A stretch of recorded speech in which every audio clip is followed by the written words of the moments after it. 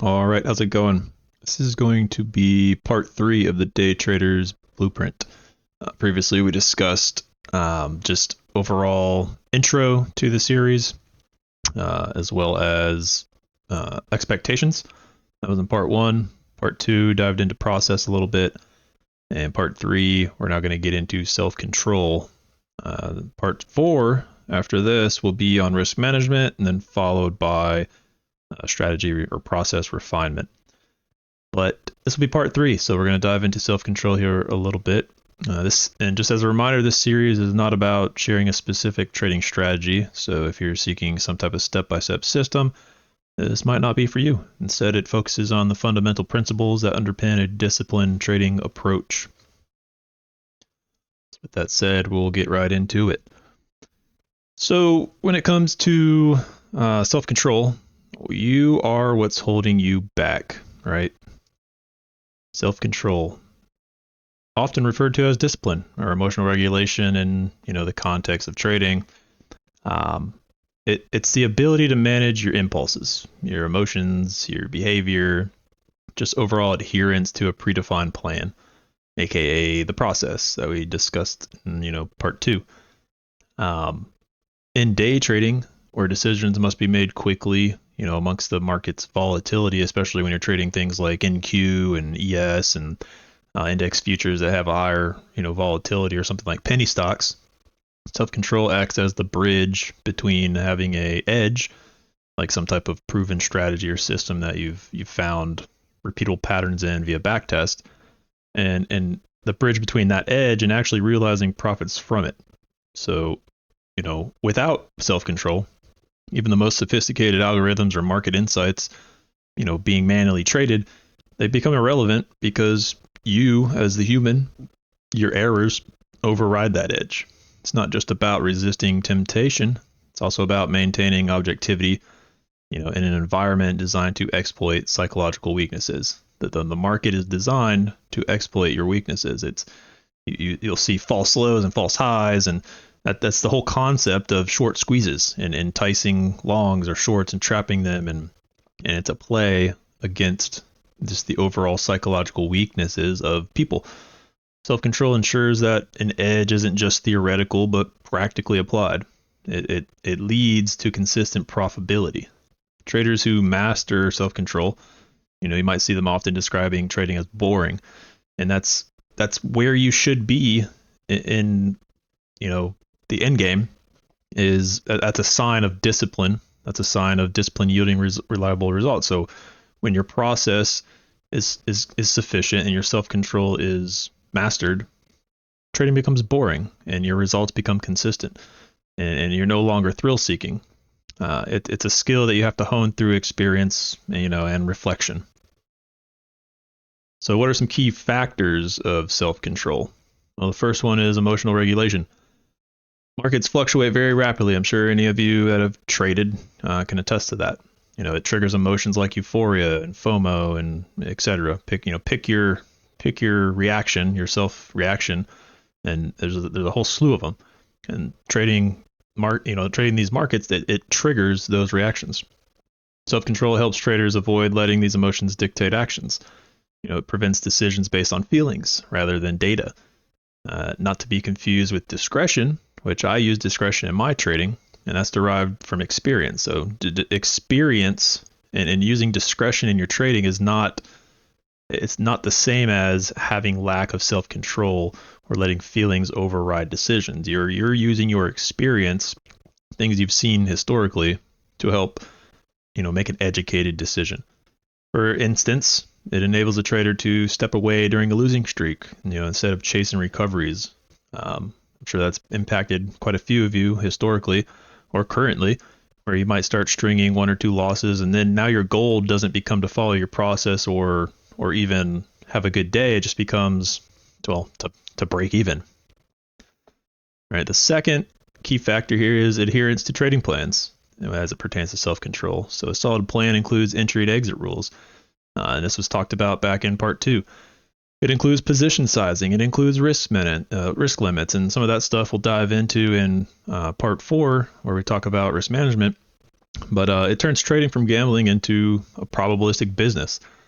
Without adherence to trading plans, traders deviate and they start to erode their edge over time. Next is risk management, and we'll get into this more, but this involves setting stop losses, limiting exposure, avoiding over leveraging, et cetera, et cetera. Self-control enforces these boundaries. So your risk management is enforced by your ability to have self-control, protecting capital from catastrophic losses that could wipe out accounts.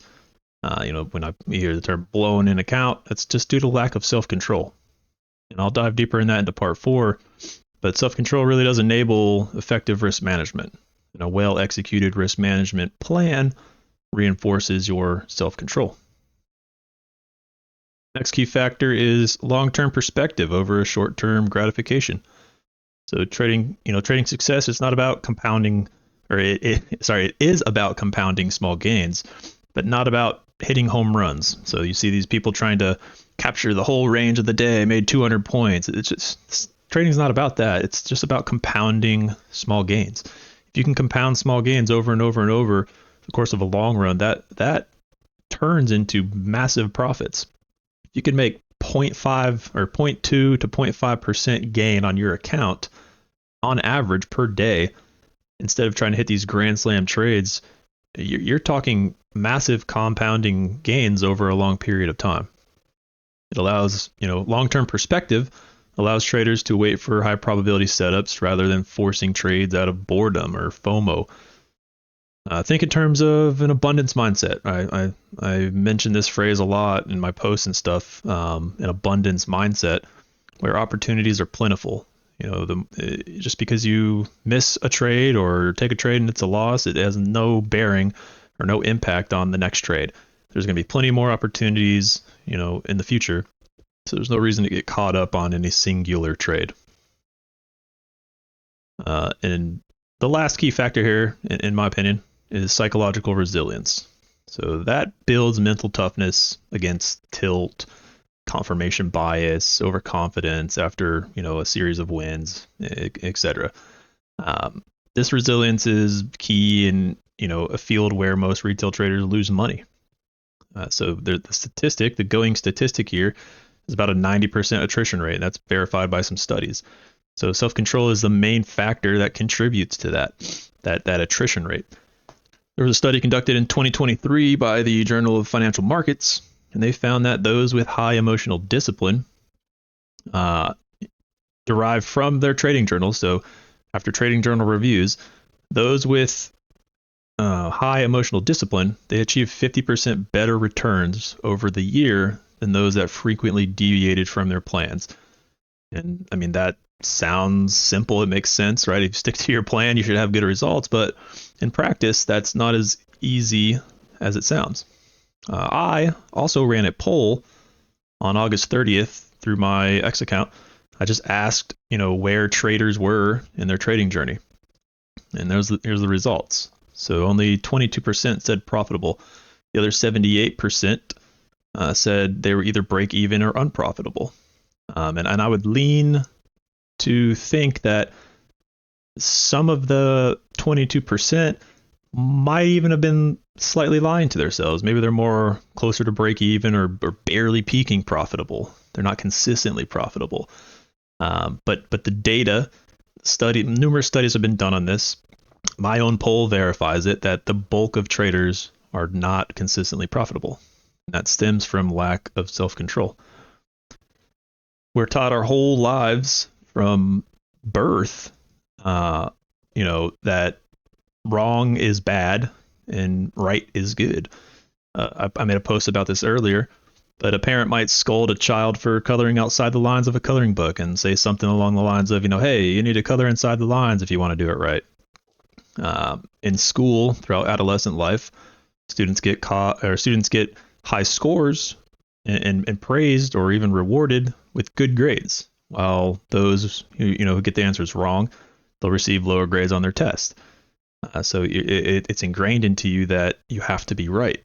And then in society, even as adults, when expressing controversial topics or unconventional opinions, you often face backlash, such as people commenting negative on your opinion because they view you as, not being right, or maybe you're morally or ethically against the norm. And sometimes results in even certain people getting canceled that are in the entertainment business. In trading specifically, being wrong is normal, and it's to be expected. But you're fighting decades worth of programming that makes you think unprofitable trade. A single unprofitable trade means you're doing something wrong or that you're a bad trader. And that's where self-control really comes into play. So how do you improve self-control? Well, habits are behaviors that become automatic through repetition. The more you do something, the easier it becomes, and it starts to become habit. And habits over time will modify your behavior. Also, process over outcome mentality. Start to set discipline goals rather than performance goals. I see all the time people talking about, my goal today is to make $300 or $400 or $1,000 or whatever the number is. You're automatically setting yourself up for failure when you create a performance-based goal, because your shift in focus now becomes monetary, not internal. And if you're setting discipline goals, such as my goal today is to make 2 trades that totally follow my process, win or lose, but as long as they followed my process, I exercise good self-control and good risk management, then it's a goal met. So shifting your focus to a process over outcome mentality is how you improve your self-control over time. And emotional trigger plans, it's something that never gets talked about much in the FinX space or the trading space.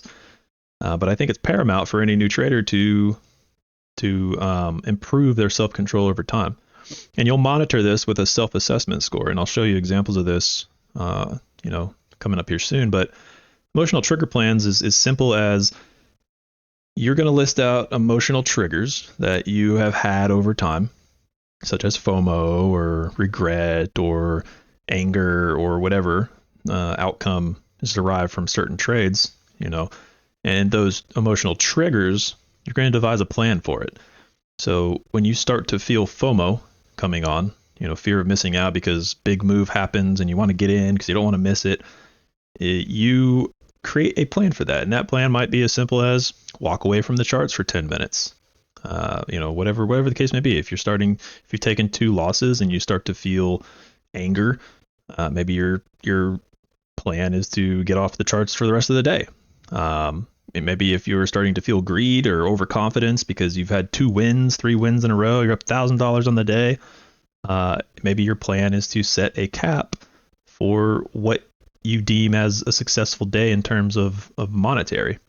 That kind of circles back to the setting personal goals, not performance goals, to increase your discipline, but you can still cap yourself at certain profits for the day to reduce that feeling of greed. And there's a whole number of different emotional triggers that might happen. And the point here is to make a plan for each one of them, so where when they start happening in real time, you can execute that plan and negate that emotional trigger. And how will you monitor this? Well, you can create a scoring system for yourself, 1 through 5, 1 through 10. Just how do you think you held up to your emotional trigger plan? Did you follow it? Do you feel comfortable that you followed it all the way, or maybe halfway? So you give yourself like a 5 out of 10. Or if you followed it all the way, you felt FOMO, so you got off the charts for 15 minutes, let that volatility die down, and maybe it's a 10 out of 10. But you start to create a qualitative, right? So feedback for yourself to where you can build progress over time and monitoring how you react and handle those emotional triggers via your trigger plan. All right, so what does self-control building look like? This is a example of somebody I recently did some coaching with behind the scenes. I don't offer mentorship or coaching publicly. It's not offered anywhere. This was something I did through XDMs and with an individual. And it's a multi-phase, coaching plan that I worked with him through. And we monitored his trades and refined his strategy and built out emotional trigger plans and checklists. And so what you're seeing from top left to bottom left there is the different phases and his progression through those phases. Now, if this individual wants to reply to this video post and, let you know who it is, and that's fine, that's on him. But I will not be giving out who that person is. And if they want to come forward and speak to it, then they can. But you can see the progression through the different phases. So starting off in the second phase, which is up there at the top left, the first phase was a discovery phase where we went through his strategies and put some refinements in, etc. And then as he started trading through, you can see his win rate was 75%. His checklist efficiency, so how good he was at following his process, his trade checklist, entry criteria, entry trigger, trade management, etc. We talked about that in process, the process section, part 2 of this series, and also his rule adherence and his trigger plan efficiency. So, was he following his rules? Was he following his checklist? Was he following his trigger plan? And we monitored those feedback points throughout the phase, made adjustments as necessary, talked about certain things. Then in phase 2, you can see the numbers started to increase for his rule adherence and his win rate. And then by the last phase, it's almost 100% across the board, with rule adherence being at 85. So 100% win rate, 100% efficiency for checklists, and 100% following his trigger plan. And the all phase cumulative PL here is shown, where you can see in the beginning portion, the first half of that, you had some ups and then some downs, but eventually it started to get rather linear and consistent because his self-control started to increase. And overall, during this period of time, he had a 20 R return with an average R return of 1.12. So it's paramount that you have good self-control, and those are ways you can modify it and adjust it over time. And here's a real-world example of just going through that process. So, putting the stuff out there for you to build, adhering to it, modifying habits over time, and eventually building behaviors. So that is it on self-control. I hope this was insightful. I think we're about 18 minutes into this video, not too long, a little longer than the last ones. But if you have any questions, feel free to let me know. The next part of this series, we're going to cover risk management, and that'll get a little more granular than the first 2 parts. It'll be about the same granularity as the self-control.